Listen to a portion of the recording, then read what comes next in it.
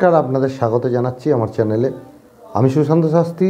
আজকে জ্যোতিষ আলোচনা সিংহ রাশিফল জানুয়ারি মাসটা 2024 সাল আপনারা কেমন কাটাতে চলেছেন সেটা নিয়ে আজকে আমার মূল আলোচ্য বিষয় হবে। আপনাদের প্রেম কেমন চলবে, অর্থনৈতিক ভাগ্য কেমন হতে পারে, দাম্পত্য জীবন কীরকম হতে পারে, সফলতা বা ইচ্ছা পূরণ আপনাদের এই জানুয়ারি মাসটা কতটা পরিমাণ আসবে, সমস্ত কিছু নিয়েই জানাবো। তা চ্যানেলটাকে জ্যোতিষ ভিত্তিক আলোচনা হয়ে থাকে, তা চ্যানেলটাকে সাবস্ক্রাইব করে রাখবেন। জ্যোতিষ সংক্রান্ত ভিডিও পেতে নোটিফিকেশানটাকে অন রাখবেন। তা যাই হোক, শুরু করা যাক। দেখুন, স্ক্রিনে চারটা দেওয়া হলো সিংহ রাশির ফল 2024 জানুয়ারি মাসটা আপনারা কেমন কাটাতে পারেন। স্ক্রিনে চার্টে দেখুন, আপনাদের সিংহ রাশির দ্বিতীয় ঘরে কেতু, কন্যার ঘরে কেতু, বুধ শুক্র বৃশ্চিকের ঘরে, মঙ্গল রবি আপনাদের পঞ্চম ঘরে ধনুতে, শনি আপনাদের সপ্তম ঘরে কুম্ভ রাশিতে, রাহু আপনাদের অষ্টম ঘরে মীন রাশিতে এবং বৃহস্পতি আপনাদের নবম ঘরে অর্থাৎ ভাগ্য ঘরে অবস্থান করছে মেষ রাশিতে। তা আপনারা কিরাম কাটাতে চলেছেন, আপনাদের অর্থনৈতিক ভাগ্য কিরাম হবে। ফার্স্টে অর্থের কথায় আসি।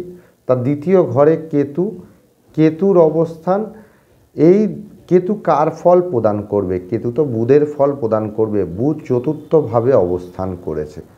আর বুধ আপনাদের কতপতি? বুধ আপনাদের একাদশপতি এবং দ্বিতীয়পতি চতুর্থভাবে অবস্থান করেছে। তা আপনারা আর্থিক সুফল হয়তো ওঠাতে পারবেন। মাঝে মাঝে অর্থ ব্লকেজ দেবে, আপনারা মাঝে মাঝে মনে হবে অর্থ আমি পাচ্ছি না, আমার যতটা পরিমাণ অর্থ পাওয়ার ততটা পরিমাণ আমি পাচ্ছি না। বুদ্ধির মাধ্যমে আপনারা বুদ্ধিকে কাজে লাগিয়ে অর্থ কিন্তু করতে হবে, অর্থ সঞ্চয়ও করতে হবে। সেগুলো কিন্তু আপনারা চেষ্টার মাধ্যমে করে নিতে পারবেন।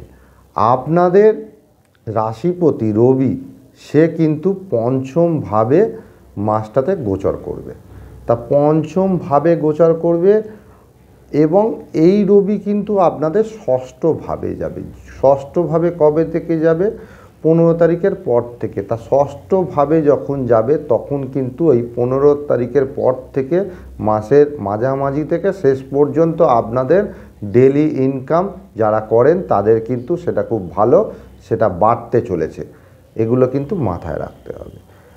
আপনাদের দাম্পত্য জীবন নিয়ে কথায় আসি। তা শনিদেব আপনাদের ষষ্ঠ সপ্তমপতি। শনিদেব দাম্পত্য জীবনে একটা বিভ্রাট কিন্তু দেবে, ঝামেলা অশান্তির মধ্যে দিয়ে থাকবেন। তা সেগুলো এড়িয়ে চলার চেষ্টা করুন। কেন? শনি ষষ্ঠপতি তো সপ্তমে বসে আছে। যাদের বিয়ের যোগ সপ্তমভাবে, যাদের শনি আছে, বহুদিন বিয়ে হচ্ছে না, তাদের কিন্তু বিয়ের যোগ পরিলক্ষিত হচ্ছে। এই শনি কিন্তু অষ্টমপতি নক্ষত্রে বসে আছে, মানে রাহুর নক্ষত্রে এই মুহূর্তে। তাহলে কি হতে পারে? 6, 7, 8 দাম্পত্য জীবনে ঝগড়া অশান্তি বিবাদ সেগুলো এড়িয়ে চলতে হবে। বিয়ের যোগ কিন্তু থাকলো। আর প্রেমের যোগের ক্ষেত্রে কথায় আসি। আপনাদের মঙ্গল হচ্ছে আপনাদের নবমপতি, আর এই দিকে হচ্ছে চতুর্থপতি, পঞ্চমভাবে অবস্থান করছে এবং রবিও ঠিক পঞ্চমভাবে অবস্থান করছে।